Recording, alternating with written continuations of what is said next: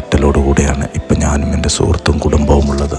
ആരുടെയൊക്കെ ഭാഗ്യം കൊണ്ട് ജീവൻ രക്ഷപ്പെട്ടു എന്ന് പറയാറില്ലേ, അതുപോലെയാണ്. കഴിഞ്ഞ ചെറിയ പെരുന്നാളിനാണ് ഞാനും എൻ്റെ കുടുംബവും ഒമാനിൽ മസ്കറ്റ് വിസിറ്റ് ചെയ്യുന്നത്. പെരുന്നാളിൽ ആഘോഷിച്ചിരുന്ന ആ രാജ്യം മണിക്കൂറുകൾ കൊണ്ടാണ് കണ്ണീരിലായിരുന്നത്. പിഞ്ചോമനകളടക്കം ഒരുപാട് പേർ മരണത്തിന് കീഴടങ്ങേണ്ടി വന്നു. സാധാരണ യാത്രകൾക്ക് ശേഷം ഒരുപാട് സന്തോഷമാണ് ഉണ്ടാവാറ്, എന്നാൽ ഇവിടെ ഒരുപാട് സങ്കടമാണ് തന്നത്.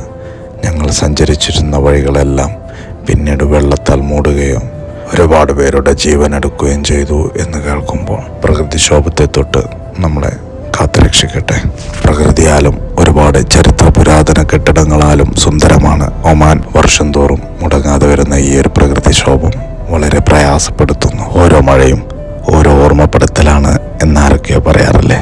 ഈ വീഡിയോ കാണുന്ന ഓരോ ഒമാനി സുഹൃത്തുക്കളും സുരക്ഷിതരാണ് എന്ന് വിശ്വസിക്കുന്നു. മരണപ്പെട്ടവരുടെ കുടുംബത്തിന് റബ്ബ് ക്ഷമയും സമാധാനവും പ്രദാനം ചെയ്യട്ടെ. ഒരുപാട് സങ്കടത്തോടു കൂടി ഞാൻ നിങ്ങളുടെ സ്വന്തം സ്ക്രാപ്പ് മല്ലു.